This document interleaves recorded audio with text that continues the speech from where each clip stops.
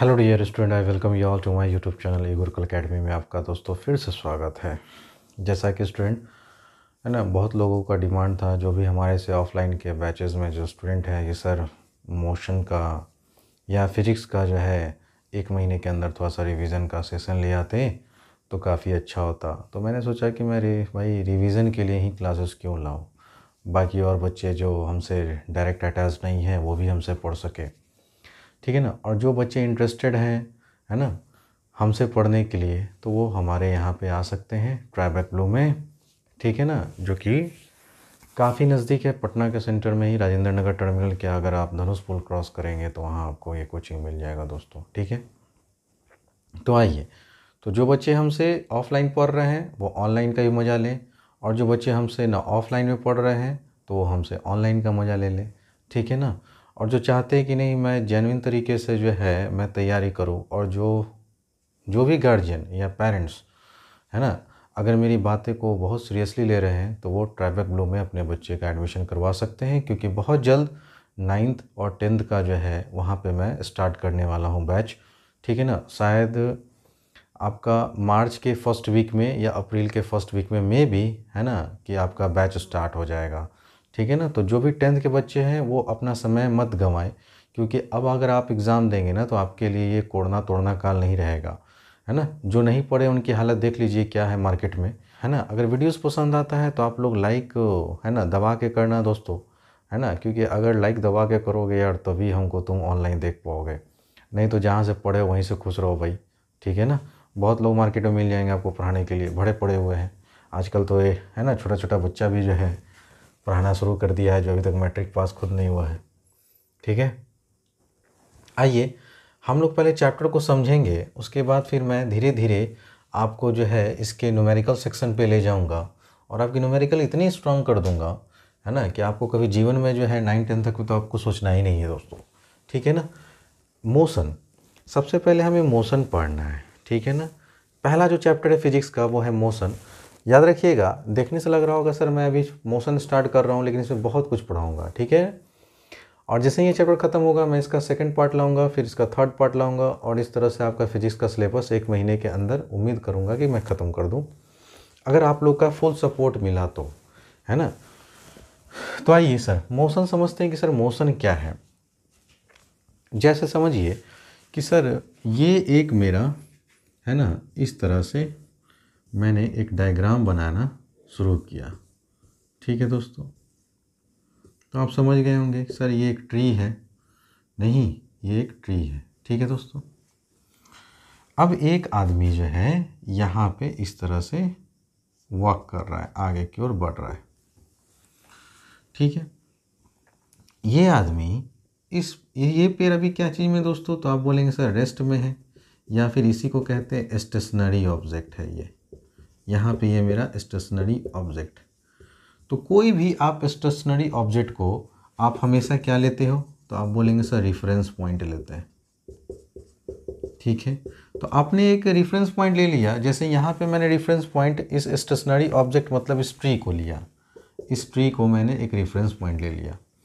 अब मैं यहाँ से चलना शुरू कर रहा हूँ, ठीक है। कोई दिक्कत दोस्तों, चलते चलते एक समय आएगा कि मैं यहाँ पे आ जाऊँगा, तो आप बोलेंगे हाँ सर बिल्कुल आ जाएंगे। फिर एक समय ऐसा भी आएगा कि मैं चलते चलते इस पेड़ के पास आ जाऊँगा, आप बोलेंगे बिल्कुल सर। तो आप समझिएगा, ठीक है ना। अगर मैं मान लीजिए कि 1 मीटर पर सेकंड के रफ्तार से चल रहा हूँ, ये मेरी है ना वेलोसिटी है, इनिशियल वेलोसिटी, कि मैं 1 मीटर पर सेकंड की रफ्तार से इस रेफरेंस पॉइंट जिसका पोजीशन चेंज नहीं कर रहा है, मैं इसके रेफरेंस पॉइंट में मैं आगे की ओर बढ़ना शुरू कर रहा हूँ। जैसे जैसे मैं आगे बढ़ूँगा तो बताइए मेरा पोजीशन अगर इस पॉइंट पे ओ था, अब यहाँ पे ए हो गया और यहाँ पे क्या हो गया दोस्तों बी, ठीक है। तो जब मैं ओ से ए तक आया तो क्या मेरे में आपने कुछ चेंजेस देखे, आपने बोला हाँ सर, आपका पोजीशन चेंज कर गया, किस रेफरेंस पॉइंट के लेकर, आप बोलेंगे इस ट्री जो रेस्ट में था, जो स्टेशनरी ऑब्जेक्ट था, उसके रेफरेंस पॉइंट को लेकर आपने मोशन किया, ठीक है। तो कभी भी किसी भी रेफरेंस पॉइंट में अगर आप समय के अनुसार अगर आपका पोजीशन चेंज करता हो तो आपका जो स्टेट होगा वो स्टेट ऑफ मोशन कहलाएगा। नहीं तो आप ओ से ए तक गए, ठीक उसी तरह से ए से बी तक जाएंगे। तो अब यहाँ से आप लोग आराम से मोशन का डेफिनेशन लिखिए। A body is said to be in motion, और मेरे साथ नोट्स बनाते चलिए दोस्तों। A body is said to be in motion or moving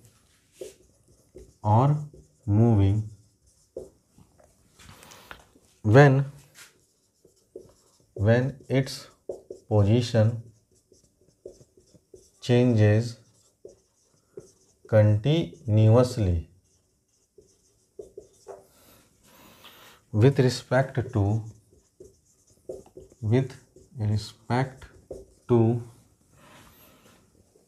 a stationary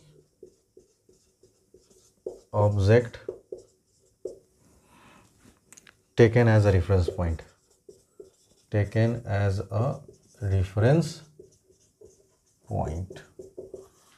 तो ये हुआ प्रॉपर डेफिनेशन कि सर एक बॉडी को तभी मोशन में कहा जाएगा या कहा जाएगा कि वो मूव कर रहा है जब उसका पोजीशन चेंज करे। तो आप देखिए ओ से इसका पोजीशन ए पे आया, ए से पोजीशन इसका बी पे आया with respect to a stationary object, और ये स्टेशनरी या रेस्ट में जो ऑब्जेक्ट था वो ट्री था जिसको हमने एक रेफरेंस पॉइंट मान लिया। ठीक है, अब आप समझिएगा जैसे कभी भी अगर आप सर अगर बस में ट्रैवल करते होंगे या फिर अगर आप कभी ट्रेन में बैठे होंगे तो आप तो ट्रेन के अंदर बैठे होते हैं, मोशन कौन कर रहा होता है? तो आप बोलेंगे सर मोशन तो ट्रेन कर रहा होता है क्योंकि उस ट्रेन का पोजीशन चेंज कर रहा है। अब चूंकि आप उसके अंदर बैठे हुए हैं, ठीक है ना, तो अगर बाहर से कोई अगर आपको देख रहा है तो वो बाहर वाला व्यक्ति आपका रेफरेंस पॉइंट हो गया। ठीक है, नहीं तो उस व्यक्ति के नज़रिए में आप क्या चीज़ में हो? तो आप बोलेंगे सर मोशन में है, क्योंकि आप उस व्यक्ति के रेफरेंस पॉइंट में आपका दूरी देखिएगा धीरे धीरे बढ़ता चला जाएगा और एक समय ऐसा आएगा कि वो आदमी गायब हो जाएगा। अब दूसरा केस समझिए, सेम बॉगी में आपके सामने वाले बर्थ पे एक और आदमी बैठा हुआ है और आप भी बैठे हुए हैं, ठीक है ना। अब मैं अगर आपसे बोलूँ कि भाई क्या तुम मोशन में हो, उस आदमी सामने वाले आदमी तो वो रेफरेंस पॉइंट हुआ, तो उस इंसान के है ना रेफरेंस पॉइंट में क्या आपका पोजीशन चेंज कर रहा है? नहीं, आप भी सामने वाले बर्थ पे बैठे हो, मैं भी आपके सामने वाले बर्थ पे बैठा हूँ, तो ना मेरा पोजीशन चेंज कर रहा है ना आपका पोजीशन चेंज कर रहा है। इसका मतलब हम लोग रेस्ट में हैं। लेकिन ट्रेन के साथ हम लोग क्या हो रहे हैं, एक्चुअली में मूव कर रहे हैं। तो जो व्यक्ति ट्रेन के अंदर बैठा हुआ है, ठीक है ना, वो कहलाया एक हमारा रेफरेंस पॉइंट, और जो एक व्यक्ति बाहर बैठा हुआ है ट्रेन के, है ना, तो वो भी मेरा रेफरेंस पॉइंट कहलाया। लेकिन जो बाहर में व्यक्ति है उसके नज़रिए से हम लोग जो ट्रेन के अंदर बैठे हैं तो मोशन में हैं, लेकिन जो ट्रेन में ही बैठे हुए हैं उसके रिस्पेक्ट में हम लोग का पोजीशन चेंज नहीं कर रहा है। लेकिन एक बाहर में कोई भी पेड़ है, पौधा है, कुछ भी है, व्यक्ति है, उसके पोजीशन में मेरा पोजीशन क्या हो रहा है दोस्तों? चेंज हो रहा है, तो हम लोग कहेंगे मोशन में। ठीक है, आप समझ गए होंगे, यहाँ तक की बातें आपको बहुत अच्छे से समझ में आ गया होगा। अब हम लोग धीरे धीरे आगे की ओर सिलेबस को खींचेंगे दोस्तों। ठीक है, ध्यान दीजिएगा। तो आपके आसपास सराउंडिंग में है ना दुनिया भर के लोग आते जाते रहते हैं, तो सब लोग तो मोशन में ही रहते हैं। स्कूल जाते हैं तो आप मोशन में रहते हैं, है ना, गेम खेलते हैं तो भी आप मोशन कर रहे होते हैं, नहीं? तो दरअसल यही है मोशन दोस्तों। ठीक है, अब यहाँ से लिखिएगा, नेक्स्ट हेडिंग दीजिएगा दोस्तों, है ना, इसमें ज़्यादा बात करने का ज़रूरत नहीं है। डिस्टेंस एंड डिस्प्लेसमेंट, ये दो चीज़ पढ़ना है हम लोग को। ठीक है, तो ये हेडिंग देंगे और सबसे पहले मैं डिस्कस करूँगा दोस्तों नंबर 1 में distance.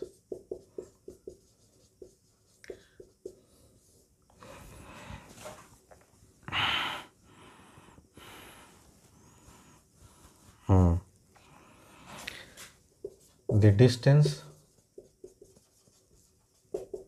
traveled by a body is the actual path, actual length of the path, actual length of the path, है ना, covered by a moving body, by a moving body, irrespective of the direction, in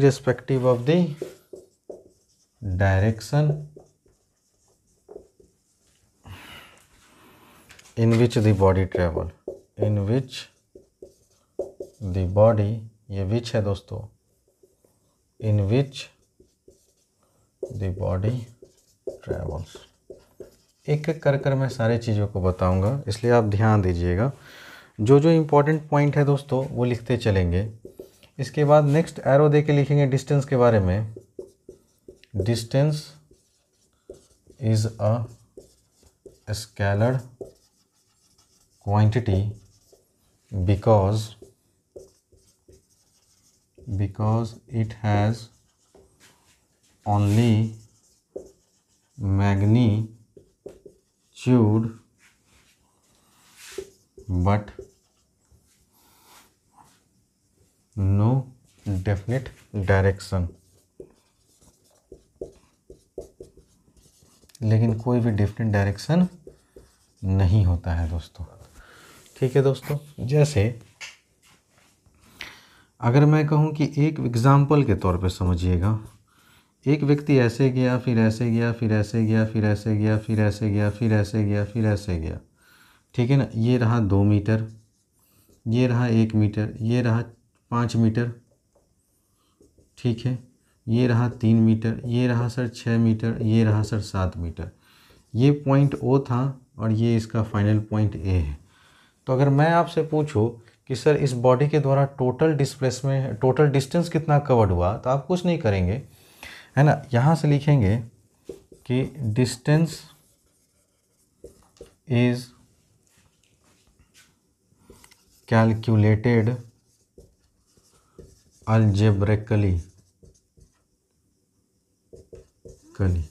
तो algebraically, जैसे algebra में आप लोग addition subtraction करते हैं दोस्तों, ठीक इस तरह से हम लोग डिस्टेंस को भी अलजेब्रिकली क्या कर सकते हैं, ऐड कर सकते हैं या फिर सब्ट्रैक्ट कर सकते हैं। ठीक है, तो डिस्टेंस को हम लोग कैलकुलेटेड करते हैं। डिस्टेंस इज कैलकुलेटेड अलजेब्रिकली, कहने का मतलब ऐड और सब्ट्रैक्ट आप इस तरह से कर सकते हैं। कैसे, अगर मैं आपसे बोलूं कि इस केस में डिस्टेंस कितना बॉडी ने ट्रेवल किया, तो आप यहाँ से शुरू हो जाइए, 2 मीटर प्लस 1 मीटर। यहाँ भी ले लीजिए कि ये था आपका 1 मीटर का, ये भी, तो 2 और 1 3, 3 1 4, 4 5 9, 9 3 12, है ना, 12 और 6 18, 18 में 7 देंगे तो 18 में 2 गया 20, 5 25।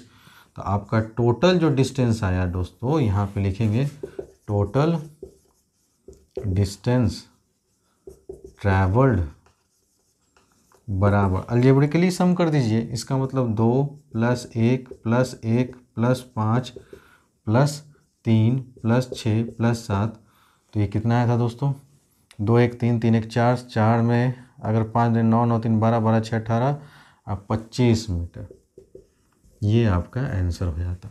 तो डिस्टेंस कुछ नहीं है दोस्तों, डिस्टेंस जो है आप किस एक्चुअल लेंथ ऑफ पाथ से ट्रेवल कर रहे हैं ना, उनका सम कर दीजिए, आपको डिस्टेंस मिल जाएगा। डिस्टेंस जो होता है दोस्तों, वो डिपेंड नहीं करता है बॉडी का कि आप किस डायरेक्शन में जा रहे हैं और किस डायरेक्शन में नहीं जा रहे हैं, है ना। उससे उसको कोई मतलब नहीं है, आप दाएं जाइए, बाएं जाइए, मुड़ के जाइए, घूम घूम के जाइए, आप जैसे भी जाइए, बस आप अलजेब्रिक सम करते चले जाएं, आपको डिस्टेंस निकल जाएगा। ठीक है दोस्तों, डिस्टेंस कैसा क्वांटिटी होता है, एक स्केलर क्वांटिटी होता है। इसका मतलब इट हैज़ ओनली मैग्नीट्यूड, देख रहे हैं ना, मैग्नीट्यूड मतलब वैल्यू, इसके पास सिर्फ और सिर्फ वैल्यू होगा, इसके अलावा कुछ भी नहीं होगा। ठीक है ना, इसके पास कोई डेफिनेट डायरेक्शन नहीं है कि आप कहेंगे 25 मीटर टुवर्ड्स ईस्ट गया, 25 मीटर टुवर्ड्स नॉर्थ गया, 25 मीटर टुवर्ड्स साउथ गया, ऐसा कुछ भी आपको देखने को नहीं मिलेगा। बस वैल्यू मिलेगा कि हाँ इस बॉडी ने टोटल डिस्टेंस इतना मीटर या इतना किलोमीटर ट्रैवल्ड किया है। आप बात समझ रहे हैं ना दोस्तों, आप बोलेंगे जी सर बिल्कुल। अब जैसे मान लीजिए एक और एग्जांपल लेता हूँ कि एक आदमी जो है यहाँ से 4 मीटर गया, फिर यहाँ से 3 मीटर गया, O A B, तो मैं अगर पूछूं कि ठीक है बताइए इस केस में बॉडी के द्वारा डिस्टेंस कितना ट्रेवल किया गया, तो आप बोलेंगे सर कुछ नहीं सर, अभी आपने बताया अलजेब्रिक सम होता है, तो 4 + 3 को जोड़ दीजिए तो आपका आंसर आ जाएगा सर बॉडी के द्वारा टोटल 7 मीटर का डिस्टेंस ट्रेवल किया गया। आप बात समझ रहे हैं ना दोस्तों? So please take your time.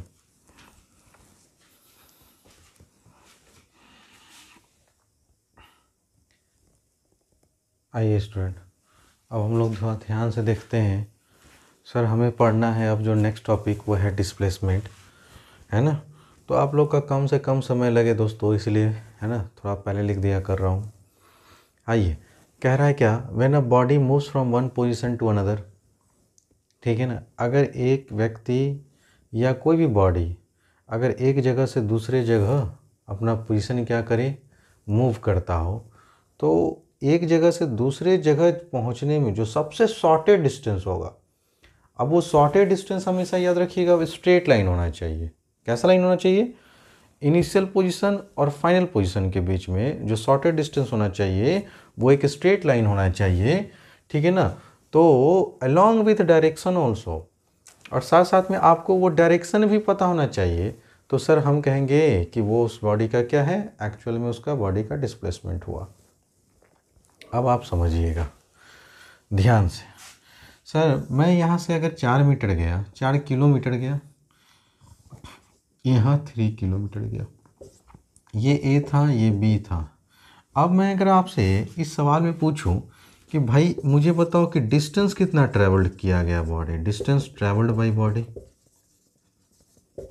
Bye a body, तो आप बोलेंगे सर डिस्टेंस अलजेब्रिक सम कर देंगे सर, ओ से ए गया, ए से फिर बी गया, तो 4 + 3, तो ये आ जाएगा दोस्तों आपका 7 किलोमीटर।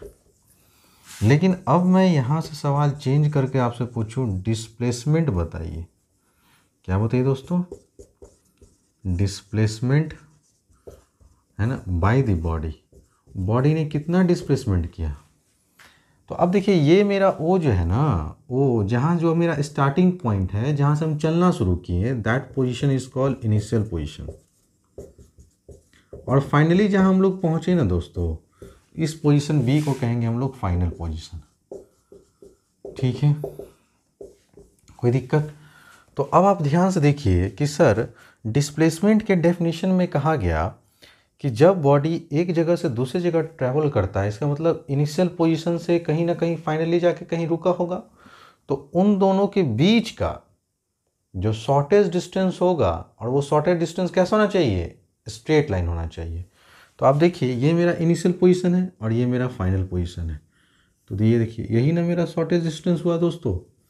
जो ए से डायरेक्ट बी पे, हम ओ पे नहीं गए, ए पे नहीं गए, ए से बी पे नहीं गए। अगर ओ से ए जाते, ए से बी जाते तो डिस्टेंस निकाल ही चुके हैं 7 किलोमीटर, लेकिन हमें निकालना था डिस्प्लेसमेंट, कि सर डिस्प्लेसमेंट क्या है, ठीक है ना। तो डिस्प्लेसमेंट होता है इनिशियल पोजीशन और फाइनल पोजीशन को जो लाइन दोनों को मिलाता है, इन दोनों के बीच का जो शॉर्टेस्ट डिस्टेंस हुआ, जो शॉर्टेस्ट लाइन हुआ स्ट्रेट लाइन का, दैट इज कॉल्ड डिस्प्लेसमेंट। तो अब आप कैसे डिस्प्लेसमेंट निकालेंगे, तो ये राइट एंगल ट्रायंगल हुआ, तो आप बोलेंगे सर कुछ नहीं सर, 4 का स्क्वायर + 3 का स्क्वायर, क्योंकि हाइपोटेनस बराबर आप पढ़ चुके हैं कि किसी भी राइट एंगल ट्रायंगल के सामने वाला जो साइड होता है वो हाइपोटेनस होता है, और हाइपोटेनस बराबर होता है √ परपेंडिकुलर का स्क्वायर + बेस का स्क्वायर। तो आप बोलेंगे सर 16 + 9 इसका स्क्वायर रूट 25, और 25 का आ गया 5 किलोमीटर। तो आप देखिए दोस्तों क्या आ गया, डिस्प्लेसमेंट 5 किलोमीटर। तो यहाँ से एक चीज़ आप नोटिस कर रहे होंगे, क्या सर? सर डिस्टेंस जो होता है ना वो लार्जर क्वांटिटी होता है, और डिस्प्लेसमेंट जो होता है वो स्मॉलर क्वांटिटी होता है। आप देख लीजिए डिस्प्लेसमेंट की वैल्यू कम आ रही है मैग्नीट्यूड वाइज, और डिस्टेंस का मैग्नीट्यूड ज़्यादा आ रहा है, नहीं कोई दिक्कत। तो इसीलिए इसका कहा गया shortest distance between initial position and final position of a body is known as its displacement, ठीक है ना। लेकिन अब आप देखिए कि सर डिस्टेंस में जो है क्या ये एक्चुअल पाथ पे डिपेंड किया, हम कहें नहीं सर, ठीक है ना। डिस्प्लेसमेंट कभी भी एक्चुअल पाथ पे डिपेंड नहीं करता, लेकिन डिस्टेंस एक्चुअल पाथ पे डिपेंड कर रहा है। आप पहले ओ से ए गए, फिर ए से गए बी पे, लेकिन डिस्प्लेसमेंट को कोई मतलब नहीं है आप दाएं जाइए, ऊपर जाइए, नीचे जाइए, है ना, लेफ्ट जाइए, राइट जाइए, उसको कोई मतलब नहीं कि आप किस रास्ते से होकर आप बी पॉइंट पे जा रहे हैं। आप बात समझ रहे हैं ना। डिस्प्लेसमेंट सीधे कहता है भाई हम तो शॉर्टकट अपनाएंगे। तो ये जो शॉर्टकट है ना दोस्तों, स्ट्रेट लाइन वाला, इनिशियल पोजीशन को फाइनल पोजीशन जो कनेक्ट करे जो straight line, that is called displacement. उम्मीद करता हूँ कि यहाँ तक की बातें आपको समझ में आ गया होगा। अब यहाँ से नेक्स्ट पॉइंट लिखिए कि डिस्प्लेसमेंट जो होता है ना sir, displacement is a vector quantity. Vector quantity, ये एक वेक्टर क्वांटिटी है ना, because it has magnitude as well as a definite direction. एक डेफिनिट डायरेक्शन होगा दोस्तों, ठीक है, आप समझ रहे होंगे अच्छा से। एक बात और याद रखिएगा सर, डिस्प्लेसमेंट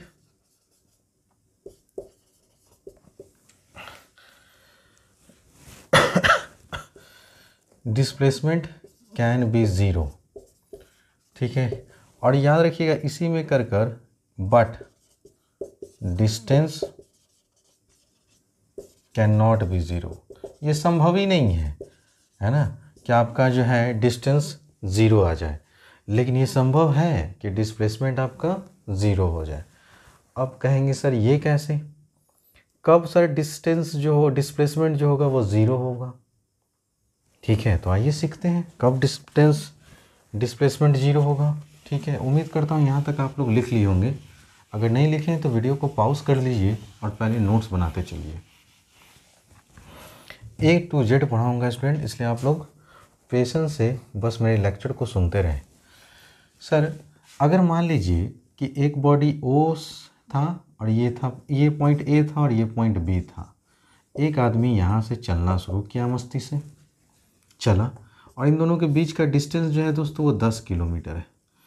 अब ये व्यक्ति यहाँ से चला है ना, और फिर इसी रास्ते में वापस लौटकर ये फिर से वापस यहीं पे आ गया, ठीक है ना।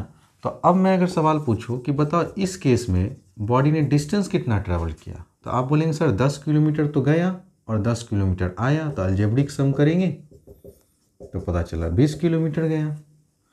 लेकिन अगर मैं पूछूं कि डिस्प्लेसमेंट कितना हुआ, तो सर बॉडी जो है ए से स्टार्ट किया चलना, बी पे गया, बहुत अच्छी बात है। अगर बी पे ही रुक जाता तो हम कहते हैं 10 किलोमीटर डिस्प्लेसमेंट हुआ। लेकिन ये व्यक्ति यहाँ रुका नहीं, यहाँ से फिर वापस आ गया ए पे, तो सर जहाँ से शुरू किया वहीं पे आ गया, तो टोटल डिस्प्लेसमेंट क्या बोलेंगे, आप बोलेंगे सर माइनस। कैसे, तो अगर मैं ये इधर ईस्ट मानता हूँ, इधर वेस्ट मानता हूँ, ईस्ट वाले को पॉजिटिव लेता हूँ, वेस्ट वाले को क्या ले लेता हूँ, निगेटिव। तो आप देखिए 10 किलोमीटर टूवर्ड्स पहले किधर गया, ईस्ट के तरफ, तो प्लस लिखिए। फिर 10 किलोमीटर वेस्ट में आया ना, इसलिए मैग्नीट्यूड इसका बदल जाएगा साइन के साथ, और ये कैंसिल होने के बाद डिस्प्लेसमेंट क्या आया दोस्तों, ज़ीरो आया। एक तो ये स्ट्रेट लाइन का केस हुआ। दूसरा केस लीजिए, ठीक है ना। अब ये आदमी जो है यहाँ पे इस तरह से है, एक सर्कुलर पार्क है दोस्तों। कैसा पार्क है, सर्कुलर पार्क। अब इसके अराउंड ये मूव किया और यहाँ पे एक टावर है, मान लीजिए इस पॉइंट का नाम दिए ए। अब यहाँ से ये चलना शुरू किया, ठीक है दोस्तों। और मैं बोलूँ कि इस पार्क का जो रेडियस है दोस्तों वो है आपका 7, ठीक है, 7 मीटर इसका रेडियस है। तो बताइए इस केस में बॉडी के द्वारा डिस्टेंस कितना ट्रेवल किया। अगर ये बॉडी, ये मैन ये सर्कुलर पाथ में मूव कर रहा है, तो आप बोलेंगे सर डिस्टेंस, तो डिस्टेंस तो इस सर्कल का जो सर्कमफ्रेंस होगा, और सर्कल का सर्कमफ्रेंस कितना होता है दोस्तों, 2 पाई। आप बोलेंगे हाँ सर बिल्कुल सही। तो आप बोलेंगे सर 22/7, रेडियस 7 रख दीजिए, 7 से 7 खत्म। तो आप बोलेंगे सर 44 मीटर जो हुआ ये डिस्टेंस ट्रैवल किया। अगर किलोमीटर में रहता तो हम किलोमीटर ही बोल दीजिए, कोई दिक्कत नहीं है, यहाँ तक सही है।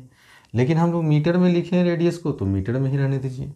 अगर अब मैं बोलूँ कि ठीक है सर इस केस में डिस्प्लेसमेंट ना बताइए आप, तो ये जी सुनो ध्यान से, ये व्यक्ति ए से चलना शुरू किया, चलते चलते चलते चलते फिर वापस कहाँ पे आ गया, जहाँ से ये चलना शुरू किया था। तो सर डिस्प्लेसमेंट क्या हो जाएगा, ज़ीरो। तो आज के बाद से एक बात आप लोग हमेशा ध्यान में रखेंगे कि अगर कोई बॉडी जिस पोजीशन से चलना शुरू किया, अगर फाइनली उसी पोजीशन पे लौट कर वापस आ जाता है, तो डिस्प्लेसमेंट क्या होगा, ज़ीरो होगा। आप समझ रहे हैं। अगर कोई व्यक्ति स्ट्रेट लाइन में ट्रेवल कर रहा है और शुरू किया जहाँ से चलना, फिर ट्रैवल करता हुआ स्ट्रेट लाइन से वापस उसी डायरेक्शन में आ गया, तो भी डिस्प्लेसमेंट क्या होगा स्टूडेंट? तो आप बोलेंगे सर ज़ीरो होगा। तो डिस्प्लेसमेंट ज़ीरो भी हो सकता है, लेकिन है ना, डिस्टेंस कभी भी ज़ीरो आपका कोई भी हालात में नहीं होगा। आप समझ रहे हैं दोस्तों? आप बोलेंगे हाँ sir. So please take your time. ठीक है,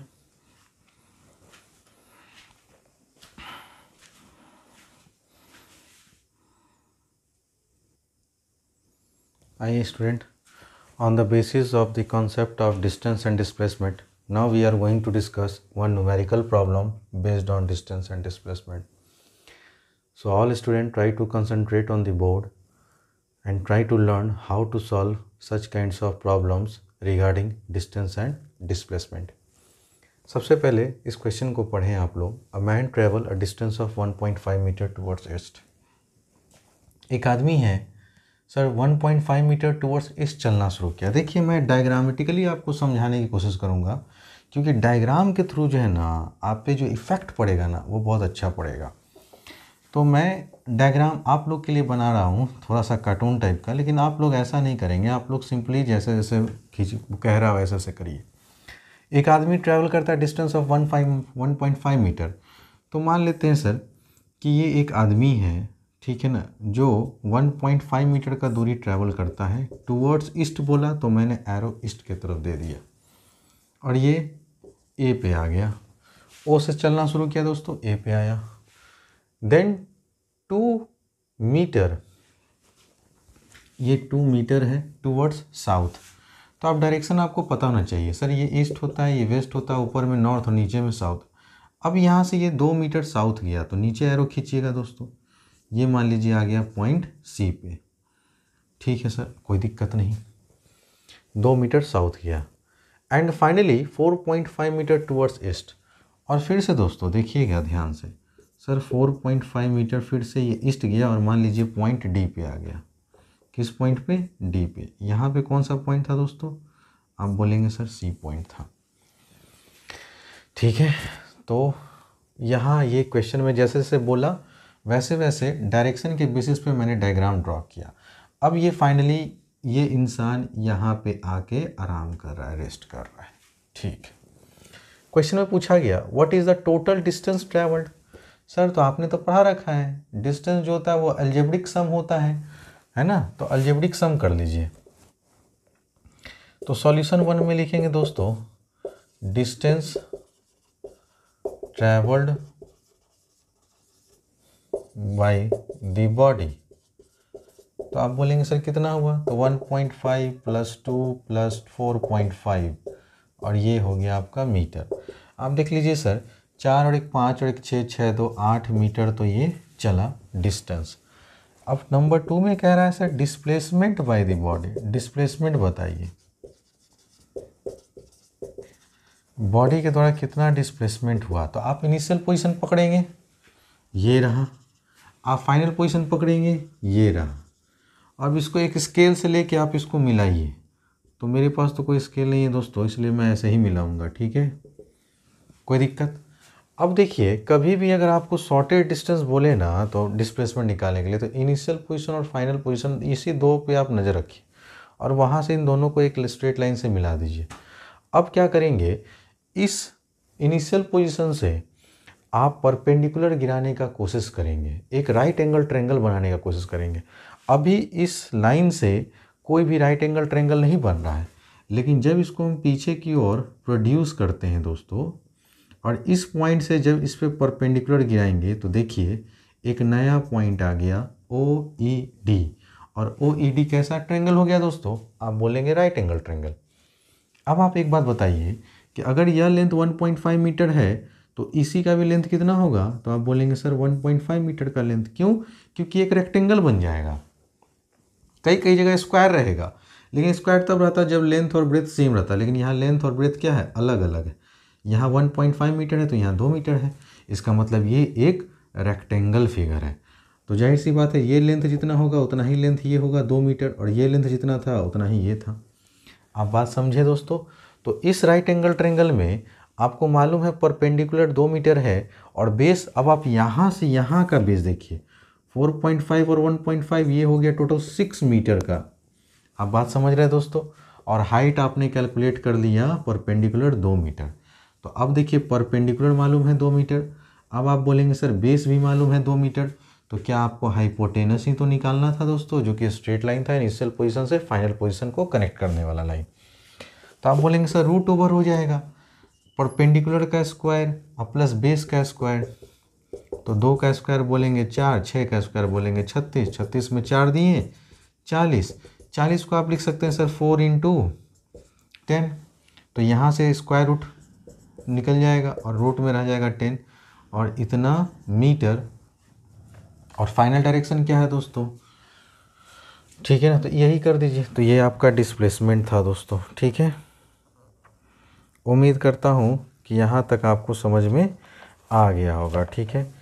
कोई दिक्कत दोस्तों, तो ये था आपका फाइनल। अगर ये परफेक्ट स्क्वायर होता तो रूट से निकालते हैं, अगर परफेक्ट स्क्वायर नहीं है तो आप तो ऐसे तो छोड़ेंगे नहीं।